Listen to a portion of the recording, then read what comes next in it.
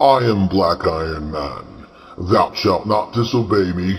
Come, walk with me through history. Till a century ago, upon now and for a millennium to come, the heaven will cook in a timeless method with Black Iron Cookware.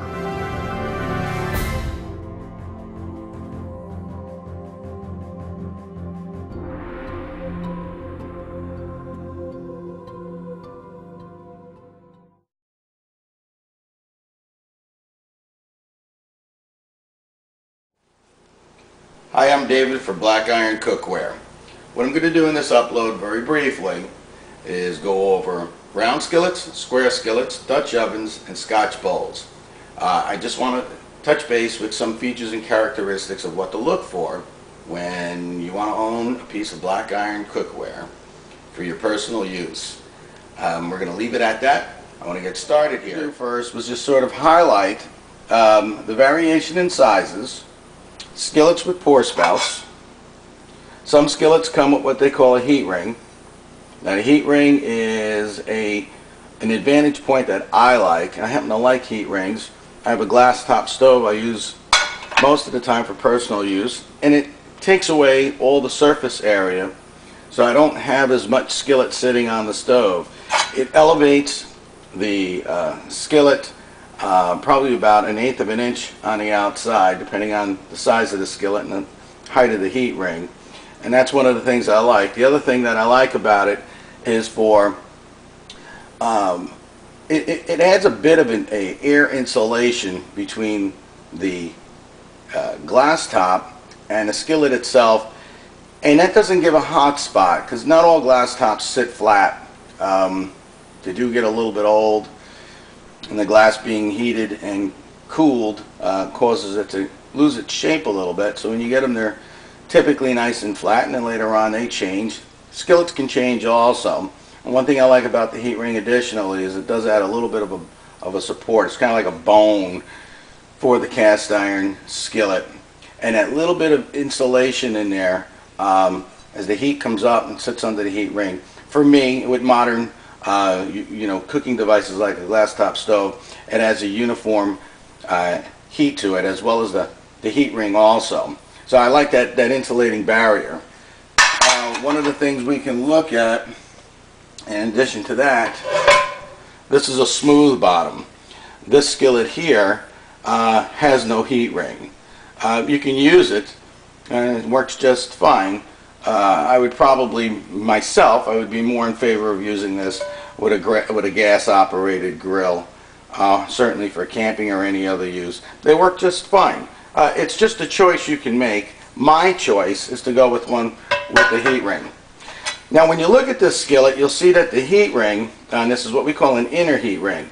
Here's the shoulder of the skillet, and this heat ring sits in more towards the middle of the skillet. This is an old piece. This piece is probably 90 or 100 years old. This skillet has what we call an outer heat ring. This heat ring here is on the very edge of the skillet. So you can see the obvious difference. An inner and an outer heat ring. Now does it make a difference? No, not really. Not at the end of the day. Certainly not. But it does indicate a little bit of the style and the era in which cast iron was produced. You don't see anything today being produced with an outer heat ring. And this is a very old skillet. Another thing I'd like to point out is well into a century old, this one here. Now this has an outer heat ring and what we call a gate mark. So when they poured the molten iron into this skillet, it was poured, and then there'd be a little extra piece left here, and this would be ground down. Now typically when they're this old and they have this style of finish to it, they don't sit very flat. It's very hard to find them so that they don't have a wobble on a surface. This is still a good skillet to use in camping, barbecues, on coals, things of that nature. And you can see that it has a bit of a pitting and so on and so forth. So it was obviously used in a time when we didn't have controlled heat such as a glass top or a consistent flame like you would get on a modern gas operating stove. So that's another characteristic and feature that I wanted to point out. Skillet. Here's another piece. One thing that I like about this skillet It does come with a heat ring, and it was produced at a time where this styling had changed a little bit. What I like is this inner shoulder is, has a nice bevel to it. So you can take a wooden spoon and really move your food around very nicely. I actually use this to cook in. This is one of my pans I had acquired, and I use this one. I'm starting to break it in. It's only had about 10 meals done in it. But that's one of the features I like when I look for a cast iron skillet for personal use. And again, that's opposed to this inner finish here, which is very sharp. You really can't get the tip of a spoon in there. So I'm not a fan of using a skillet that has that sharp inside and a smooth bottom for my cooking purpose and on my glass top stove. Moving along, here's another skillet. This is an older skillet I reconditioned, and this one here has some raised ribs in it.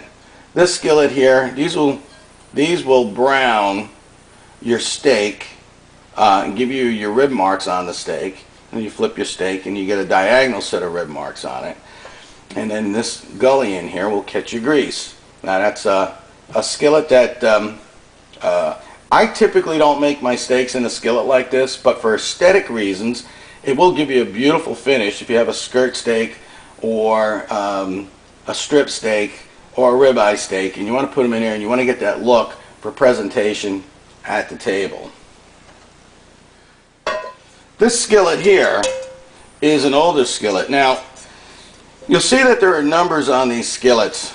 They go from 3, 4, 5, 6, 7, 8, 9, 10. Here's an 11, a 12, and then jumps to a 14 in this particular collection. 13s are very hard to kind of come by. So there's not one that's filling this collection over here. However, this number 8 and this number 7 are actually the same size pans for all intent and purposes. In other words, this 7 fits inside of this number 8 rather tight. If I was to take this number 8 and put it inside of another number 8, which I should have around here,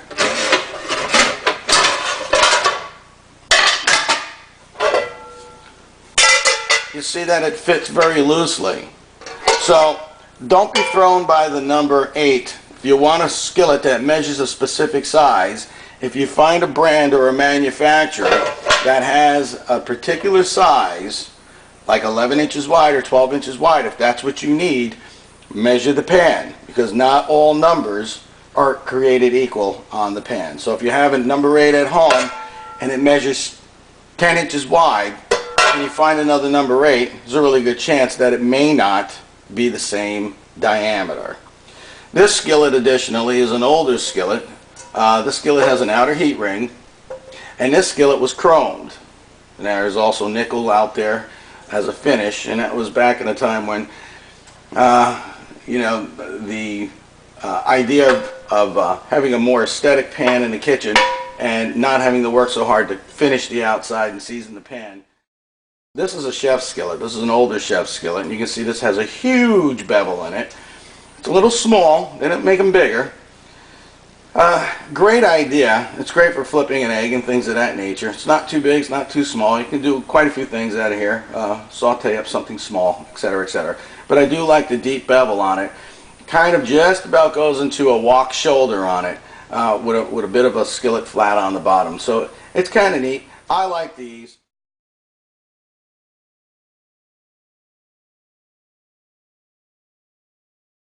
I am sworn upon my sword some century years ago was she made.